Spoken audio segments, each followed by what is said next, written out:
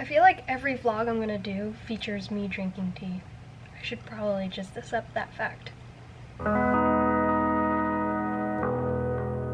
Hello friends!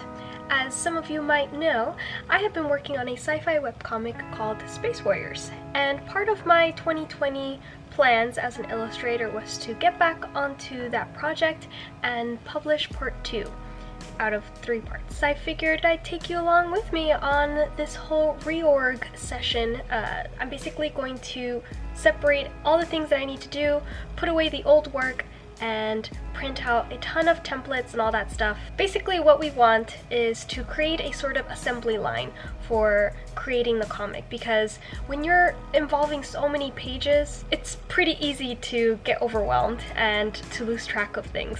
Things by like pages, page numbers, scripts, script changes. As I'm working on this comic, I'm inevitably going to be making changes, and how do I record those changes? More importantly, how am I aware that those changes were made?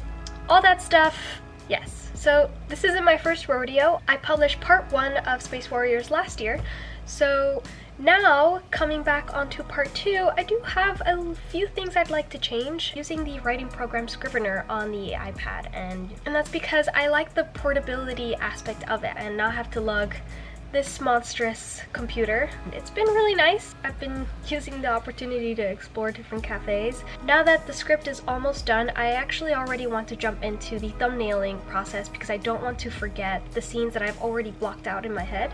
I'm going to show you how I am even going to print out the template and all that stuff. But to tell you a little bit about the process in the past, I wrote the story directly through thumbnails. I don't recommend that because anytime I would change the dialogue, I'd have to go back into the thumbnail sheet and change all of that. So what little dialogue there would be, it would just be written in the thumbnails. It just seemed like such an easy fix, and not doing that again. What's one big improvement in this whole process is now I've actually been writing a real script. Duh, of course. So now that I've explained why it is that I write it on an iPad, we can move on to the thumbnails. To talk a little bit about thumbnails, comic thumbnails, every artist does thumbnails differently, and it's actually really fun to see with organizing their comics. So here's Jake Wyatt's thumbnails for his current webcomic called Necropolis. You should check it out, it's really awesome.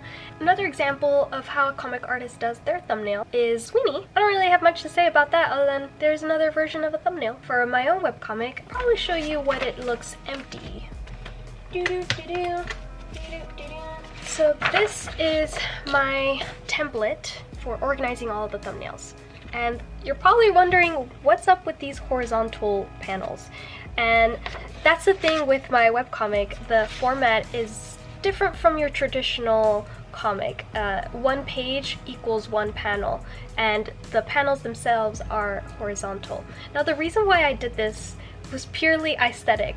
The way I envisioned the story was very spacey, and I don't mean spacey like universe spacey, I mean literally spacious. When you put the character in the panel, there's just so much negative space around them, and it denotes that feeling of isolation, loneliness. Yeah, part of the theme of Spacewarriors. So, and as you can see, there's a thin line in the middle of each panel, and that was because I originally envisioned this story in that 1 panel is actually 2 pages because you bend it back. And let me show you an example that I created when I first was organizing the story. When I was figuring out the formatting for this, I printed a mock book of it, and it's not that many pages, but here it is. On the internet, this is 1 page, and I had it where you would scroll down to read the story. Now, in book form, it's technically 2 pages because you fold it in the middle, and that's how you would experience the story. You see what I mean?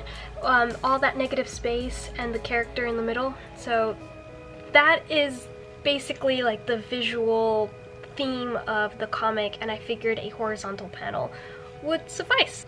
So my next idea now is, instead of it being 1 page, it'll be 2 pages, so 2 panels. So that will have to be changed. Maybe I could make it a little neater. It's a little sloppy, you know? So for part 2, we're going to start fresh and we're going to start doing things more correctly, and that means having a script and having much more beautiful templates. So I've shown you the template. I wanted to show you what it looks like once I actually drew it in. And mind you, this was, remember, these actually work as a script itself. So, okay, so this is Space Warriors thumbnails for the first couple of pages. It is, yes, it is very messy, very scribbly, and that's because I was literally organizing my initial thoughts straight onto the thumbnails. And let me tell you this, don't do that. Write a script first, because your first try at any brainstorming will be inevitably changed. And do you want all those changes to be reflected on the thumbnails that you're going to use, that you're going to base when you draw? No, you don't, because it's a confusing mess, and when you get to the drawing stage, half the time you're gonna be like, I think that's what I wrote. And so for 300 pages of part 1 of this story, I worked directly off of the thumbnails. I know for sure in a few matter of years, I will understand nothing of this format. This is not the most efficient way of tackling a big story. So for part 2, I'm going to clean this template up, remove the middle lines, be done with this. I do want to scan this first, just so I can base the new template on that.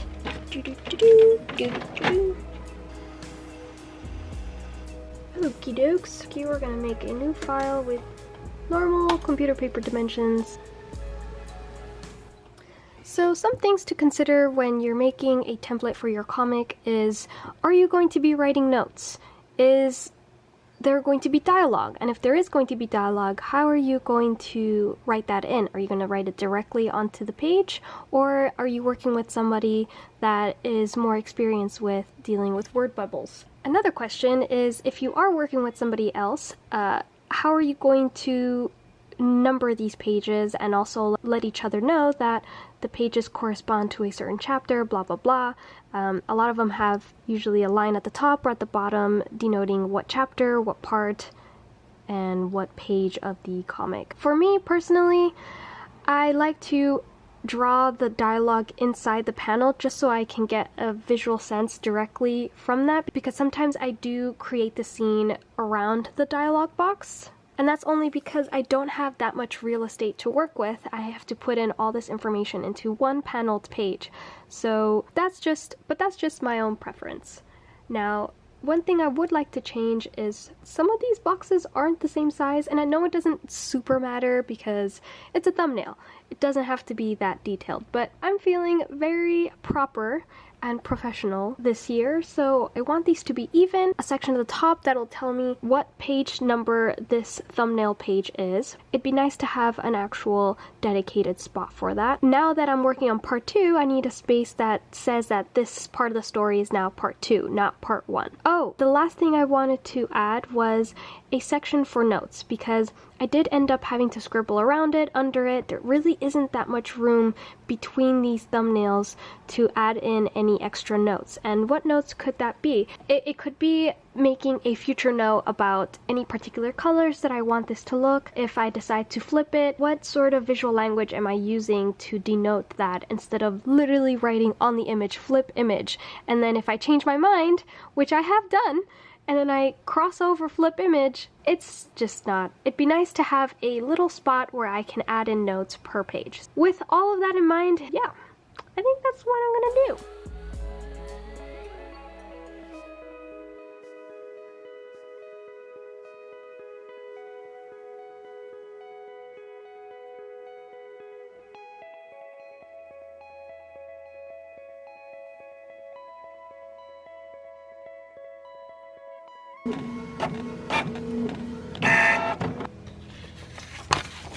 Nice, I think this will definitely work.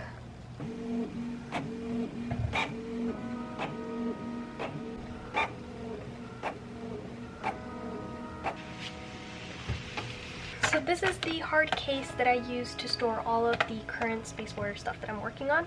And now that I'm no longer working on part 1, The part 1 stuff I'm moving to the old pile, which I save in this other hardcover binder. One thing I would like to explain too is once the thumbnails are done, we move on to the drawing process, which is this, which now can make their new home in the old binder.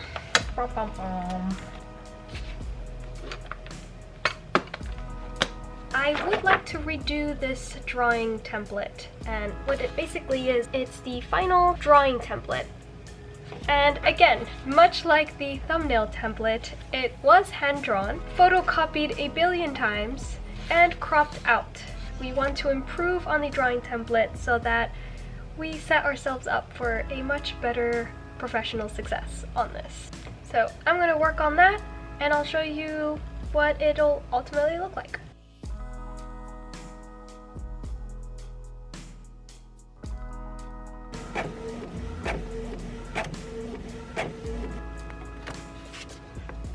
And here's the final for the drawing template. And here's a side-by-side comparison of the old thumbnails with the much nicer new thumbnails, and the old drawing stuff with the new one. This is way better. I feel like this is a complete upgrade. So we're basically done. We can start working on part 2 as soon as I'm done writing it. I gave myself 1 more week to finish writing part 2. If I stay on track, I'll be drawing next week. So you're also probably wondering, what's gonna happen to the comic? Where are you gonna publish it? When is it gonna come out? When are you gonna be done with part 2? And also, why is part 1 not available to read? Well, first of all, part 1 is not available to read right now because I'm going to be re-editing a ton of pages. I plan on relaunching Spacewarriors in June. I created an Instagram account and I'm going to be posting pages every single day for many months, so you can follow the story through Instagram.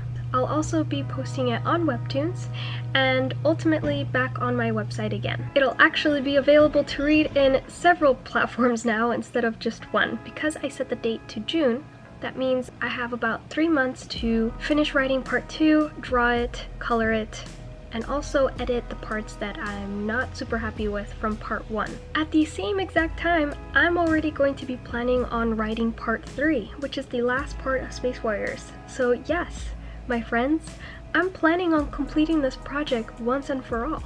It's been many years in the making. I feel like I've found a good workflow, and I've also tapped into the characters enough that I'm very comfortable with saying that I plan on finishing this. With all of that said, if you are interested in following this sci-fi webcomics journey, I recommend that you follow me on Instagram, you follow the Spacewarriors Instagram account, and subscribe to my channel because I will be vlogging this process. And now that we are pretty much ready to start part 2, what does your workflow look like? If you work on comics, do you have your own particular template? And how do you take notes? Do you use Scrivener to write your script? I would love to know what your workflow is. How horrified are you to have seen the old templates? I'd really like to know what you've learned in your comic making journey. In the meantime, thank you so much for watching, and I'll see you in the next video.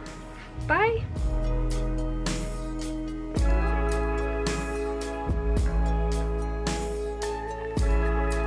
It is pouring outside.